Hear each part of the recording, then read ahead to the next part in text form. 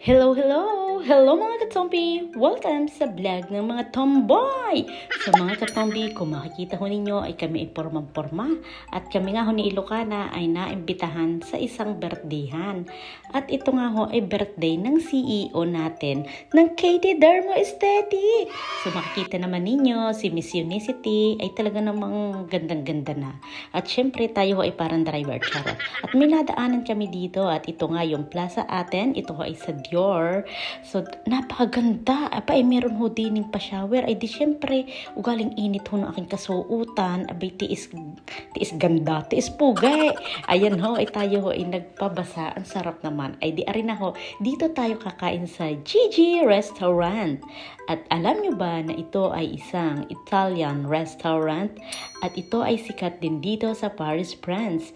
Alam nyo, bawal kasi ditong kumain nang hindi ho kayo nakapormal. Kailangan ho talaga ay maganda ang inyong kasuotan at hindi kayo papapasukin. At iyan na nga ho.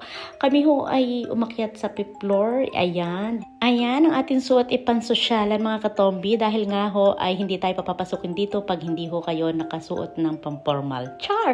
So nakakatuwa dito dahil nga ho kayo ay i-assist pa at dadalhin kayo sa inyong mga kasamahan. At ayan, dyan nagpa-reserve ng table ang ating birthday girl. At nandito nga pala si kuya ninyo at kami ay nagbiso-biso muna nilang lahat at diskuro parang miss na miss namin ang isa't isa. Sobrang tagal namin din nagkita ni Frenny at ni Ate Ina.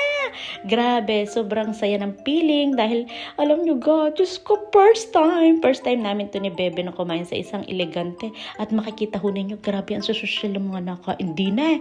At ito nga ho, ikainan din ng mga celebrity talaga, mga Hollywood actress, gayon. At anyway, kami nga pala ay umorder na ng aming drinks at kami meron pang pa-champagne. Grabe. Alam gaho ninyo yan. Ay pagkasarap po talaga. Kasi yung aking in-order ay sans alcohol. Walang alcohol na kasama. Grabe.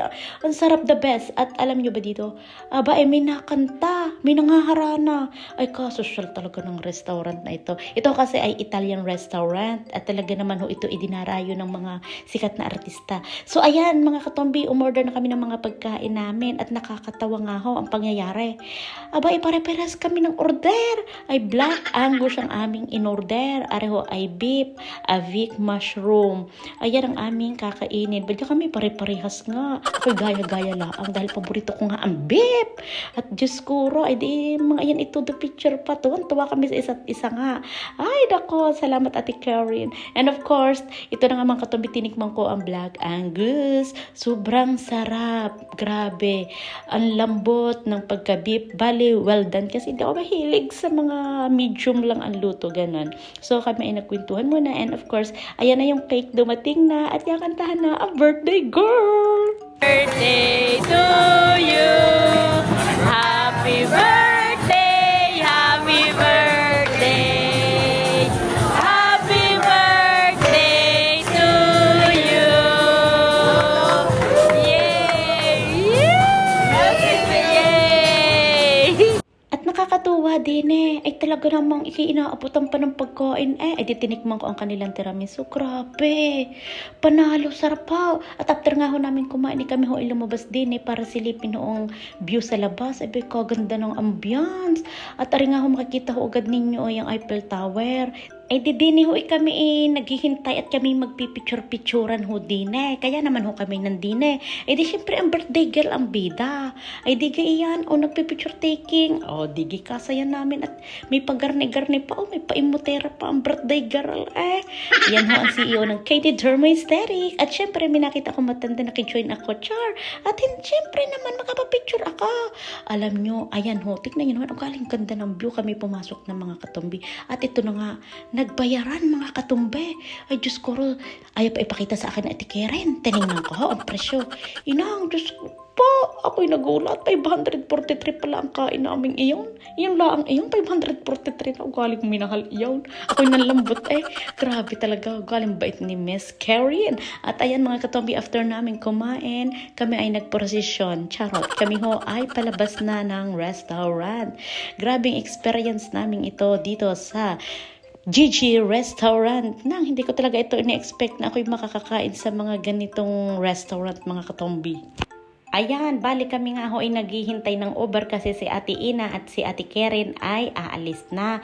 Kami naman hong apat, ni na Miss pa ay maglalakad. Inang ko po, di ko ho ini-expect makikita namin din si Jennifer Lopez.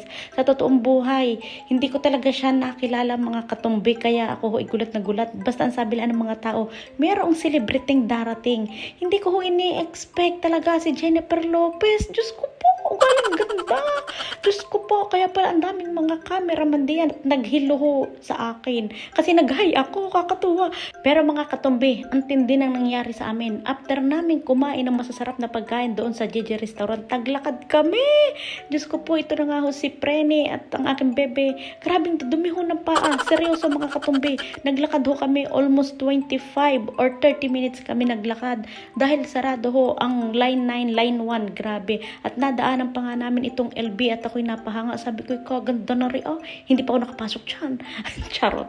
So, ayan mga katumbi, close dahil gawa ho ng football.